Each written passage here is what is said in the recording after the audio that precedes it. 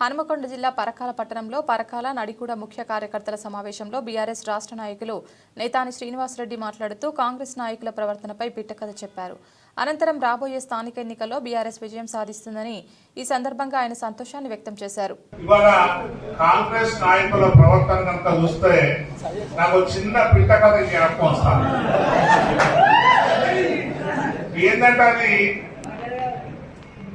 ఒక కుంచోడు, ఒక తొంటోడు, ఒక చెవుటోడు, ఒకడు గుజ్జోడు, ఇంకోడు పుట్ట పోసి పెట్టుకొని కట్టిన దరిద్రుడు. ఈ ఐదుగురు అడవిలా నడుచుకుంటా పోతానట. అరే మరి కుంచోడు నడుతాడు సార్ అని మీరు అనొచ్చు. కుంచోడేమో మన తొంటోని భుజాల మీద ఎక్కిండు, ఈ గుజ్జోడేమో చెవుటోని భుజాల మీద ఎక్కిండు. చెవుటోడు వాడు కన్నున్నాయి కదా అని చూపిస్తాడు, మరి పైన కూర్చున్నాడు, వాడు మంచిగా గుడ్డి ఉన్నాడు కాబట్టి వాడు హాయిగా కూర్చున్నాడు. ఇక ముందరోడు కడు పేద రికాలో ఉన్నటువంటి గుడ్డ వచ్చి తప్ప వాడికి ఏం లేదు, కట్ట దరిద్రుడు, వాడు ముందు పోతాడు. పోతాంటే పైన కూర్చున్న గుడ్డోడు వాడిని దూరం అవపడతాయి కదా, కొద్దిగా దూరంగా కనిపిస్తా అంటే వాడు ఏమన్నాడంటే, అరే దూరంగా దుమ్ములు ఎత్తా అని చెప్పదు అన్నాడు. వాడు గుడ్డోడు వాడికి ఏం అవపడదు, కానీ దూరంగా దుమ్ములు ఎత్తా అని వాడు అన్నాడు. అనగానే కింద చెవుటోడు అంటాడు, అరే నిజమే గుర్రాల సప్పుడు కూడా వినబడతాను అంటాడు.